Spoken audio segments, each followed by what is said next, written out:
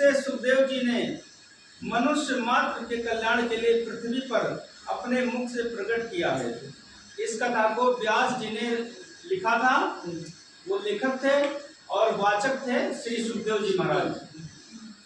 सुखदेव जी महाराज जो है बहुत विद्वान थे और कहते हैं कि वो चतुर जनों में से प्रार्थना है कि इसका हर हृदय में संचार करें।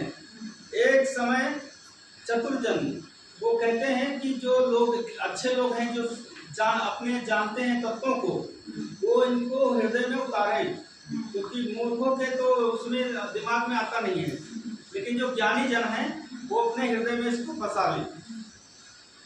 एक समय भगवान को सोनक आदि 88,000 ऋषि नेमी क्षेत्र में भगवान को प्राप्त करने की कामना से सहस्त्र वर्ष का यज्ञ कर रहे थे। उस समय श्री सूत जी वहां पधारे। ऋषियों ने सम्मान पूर्वक सूत जी को जो है उच्चासन पर बैठाया। उच्चासन मतलब ऊंचा आसन, उस पे उनको बैठाया और विनय पूर्वक कहने लगे कि आपने सब पुराण शास्त्रों का ज्ञान जो है प्राप्त करके शिष्यों को शिक्षा दी है। आप कृपा करके भगवान श्री कृष्ण के लीला अवतार की कथा सुनाएं, जो कि सब प्रकार से सुख देने वाली है। हम कलयुग में इसी कथा को सुनने तथा हरि चर्चा को एकाग्र हुए हैं।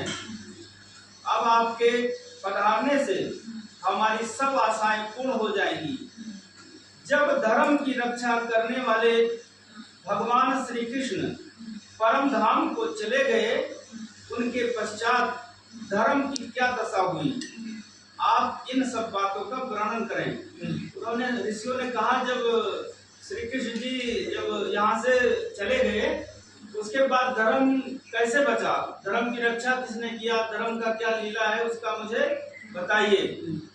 श्री सूत जी ने जब इस प्रकार सोनक आदि ऋषियों के वचन सुने तो अति प्रसन्न होकर प्रेम पूर्वक बोले कि तुम्हें जो है धन्य है जो ऐसा प्रश्न किया है।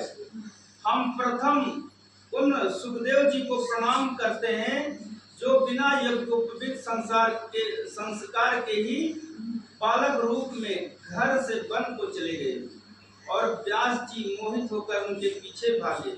उस समय उन्होंने वृक्ष में विलीन हो व्यास जी को उपदेश दिया कि यह संसार झूठा है। सुखदेव जी महाराज जो है व्यास जी को उपदेश दिया कि यह संसार झूठा है, ना कोई किसी का पुत्र है और ना माता। इससे व्यास जी का मोह दूर हुआ। जिन्होंने अमृत रूपी कल्याण कारिणी मोक्षदायिनी श्रीमद् भागवत कथा सुनकर मनुष्य मात्र का बड़ा कल्याण किया।